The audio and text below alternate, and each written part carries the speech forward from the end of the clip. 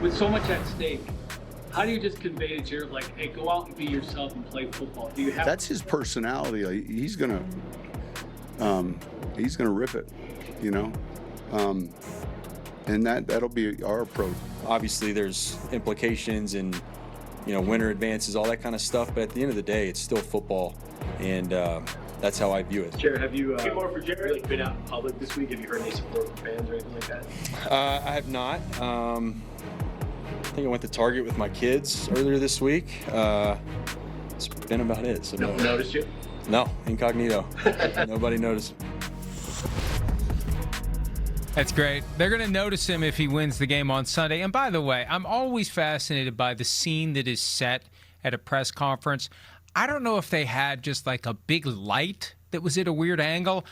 It looked like sunset at the beach. Well, they're outside. Didn't it? That's how they do it in Denver. They do it outside. I know, but yeah, it's right. But it doesn't it look like they're at the beach and it's sunset and they just threw that thing up and it just was it's just. I don't know. They're the only team in football that does it that way, right? I mean, I don't know of another team that has their daily or their weekly press conference out on the field in the sun. And, that Denver sun is real to where, even in the middle of winter, you have days where you're like, wow, I can get a suntan out here today. And it's the middle of winter and it's like 70 degrees or 68 degrees. And then 3 days later, it snows 5 feet. It'll snow 3 feet. That's what's crazy about Denver, right?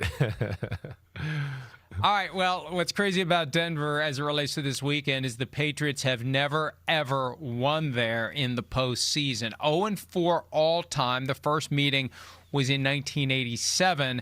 3 during the Tom Brady, Bill Belichick tenure. And think of that, 0-3. Every time Brady and Belichick went to Denver for a playoff game, 0-3. So that is what the Patriots will be facing as they face Jared Stidham or Stickham, depending upon who the host may be, and Sean Payton on Sunday.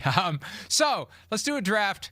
Conference championship X Factors, baby. Yeah. And this is kind of fun because we can go any direction we want. Guys that could make a difference, and maybe, the more obscure, the better. Give me a pick. I'll go with Will Campbell to start off, right? The left tackle for the New England Patriots. It hasn't been real good in the playoffs to this point. I still think a thought out there that Will Campbell eventually will end up being a guard. But we know he was injured for a while. He hasn't necessarily hit the ground running and hitting on all cylinders as a player there. But again, here we are where, he's going to have a tough test. I mean, he had the Chargers, and we know he didn't play well against the Chargers, and they certainly didn't have the caliber of pass rushers that the Texans had. And we know the Texans were all over Drake May throughout the football game too. And then, of course, this week we know, and we just saw Denver get a strip sack to start the third quarter. Nick Benito off the edge. That's the guy he's going to have to deal with. Denver is going to force one-on-ones. They're going to put 5 people at the line of scrimmage, and they're going to go, no, nobody's sliding and going to help you here. You're going to have to block our really good guy one-on-one. And Will Campbell, can he hold down the fort throughout the game, or is there a play in a big moment, strip sack, big sack, whatever else that he lets up? So I look at him just right off the bat as being one of the X factors. I'm going to mention a guy that we discussed earlier in the program as we were pondering the possible dysfunction in Buffalo, and I'm going off the board. Pete does a good job of giving us a lot of names to choose from, more than we would ever need for a 3-round draft. Where is Rashid Saheed? Yeah. I want Rashid Saheed. I mean, he was the X factor in the regular season game. Got Chase Blackburn fired by returning that punt. That changed everything. It's 30-16. The Seahawks were stopped. The Rams get the ball back. This game is over. It's over. And then 3-and-out, punt. Shaheed scores the touchdown. Oh. 2-point conversion. It's not over. It's 30-22. Next thing you know, the Seahawks win the game. So Shaheed set the tone on Saturday night against the 49ers with the kickoff return that featured the hook slide that failed. And I think Shaheed, and maybe more this time in the offense than special teams, slipped behind someone while they're focused on Jackson Smith and Jigba. And off goes Rashid Saheed. Yeah, I feel the need for Rashid Saheed. I like it, like the Top Gun play on words there. It kind of fits. Like if he wants to, I'm going to copyright that. So if you want to use it, Rashid Saheed, please. I'm glad you mentioned. I'm glad you I'm glad you mentioned it's from Top Gun. Right. I'm glad. Well, because otherwise people wouldn't have gotten it. No. They might not have, right? They might not have. See, we got to remember that you and I are getting old now. And I say things like this all the time. You're getting old. I am old. No, yeah, exactly right. But I say things like this all the time, especially here at NBC, and look around the room, and people don't react. And I'm like, wait, have you guys not seen Top Gun or this movie? And they're like, oh, no, I've heard about it. And it's like, gosh, I'm that guy now. So, yeah, there's a little bit of that there. All right. Yeah. You know, I'm going to go with the damn running back, Kyren Williams Kyren Williams. He's a hell of an X factor. If you actually have to put in an X right for his name, Kyren, because you don't know it, that's right. an X factor. Kyren Williams. So I was just really wanting to get to the Rams running game, but I think the Rams running game is going to be a big part of this football game. First thing I would say, the last 2 weeks, I don't think Sean McVay, has run the ball enough. That would be my assessment from the Carolina game, even to last week against the Bears. There was more there to be had in the run game. I feel like he's gotten pass happy. He can't do that against this football team. If he gets pass happy against this group, it's just going to play into Seattle's hands. And I'm not saying you need to run the ball with great success, but if you look at the second matchup, the awesome Thursday night football game, the Rams didn't run the ball with great success, but they ran the ball a lot. They ran the ball with their running backs 37 times in the football game. And just you go, oh, they must have not put up a lot of yards in the pass game then. Oh, yeah, no. They threw for 450 or 470, whatever the hell it was. So that's where I also look at it. One, you got to keep Seattle's defense honest. Two, if you want to make some plays in the pass game, you got to get them thinking about runs. So that's where I go Kyren Williams. Yeah, for me, I'm going to go with a guy that played on Saturday, didn't play a whole lot, just had 4 tackles, but maybe he'll be back from the hamstring injury. Maybe Dre Greenlaw. Yeah. The Broncos linebacker. We saw him blow the Achilles tendon just coming off the sideline. Remember that? The Super Bowl a couple of years ago. He's been through a lot of adversity. He's missed a lot of time this year, but he's got that championship experience. And when you're looking at a team that needs to lift itself up around the quarterback and have that confidence in itself and that defense, and they were the number 1 seed, and Greenlaw is healthy, and he could be an X factor, which makes it fit with what we're doing. So it's just weird. Like, I forget that he's on the team and I went off the board again. I forget he's on the team because he hasn't played much this year. But if he's healthy and good to go, and I should have checked that before I picked him, but I'm picking him anyway.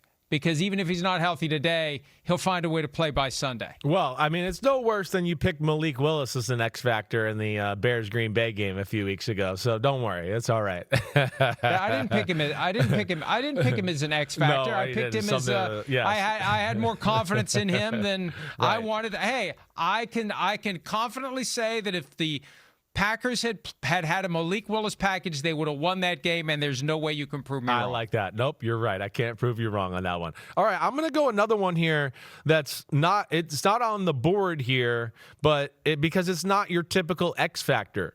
But I don't give a damn, all right? Screw Pete's list, and he puts the quarterbacks that aren't stars on there as X factors, but the ones that are stars aren't X factors, all right?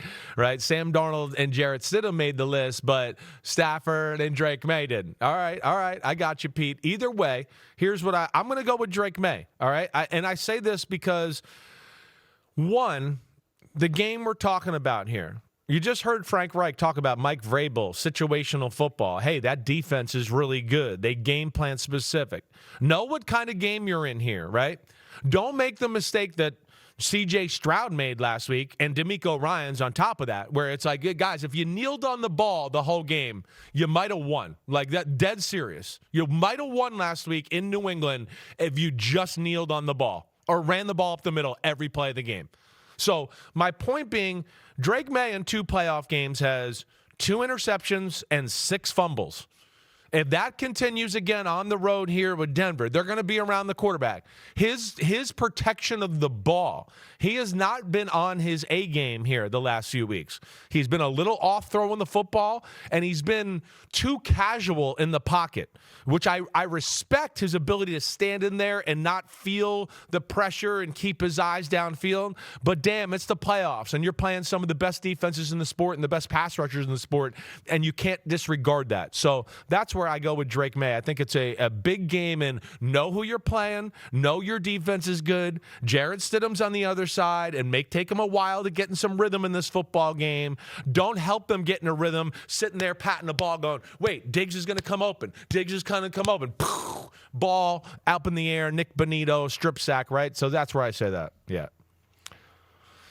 So Dre Greenlaw was on the board, and he's not on the injury report, so he is good to go. Way Just to go. Cleaning up that potential mess I made earlier. Speaking of injuries, Zach Charbonnet is not on the board because he has a knee injury that will require ACL repair. So let's go with Kenneth Walker III. This is a guy who's always oozed potential. Injuries have kept him from really reaching his full and complete ability. At 116 yards last week on 19 carries. He's got 3 total 100-yard games this season. And by all appearances, it looks like he has been healthy this year, which is something that Seahawks running backs, 17 games, 17 starts for Kenneth Walker. But without Charbonnet there, extra pressure on Walker to take a little heat off of Sam Darnold. You know, Sam Darnold is the obvious X factor here because we've seen him in big spots not deliver. And frankly, between Matthew Stafford and Sam Darnold, I would tend to think that Darnold's the more likely one to have a rough day.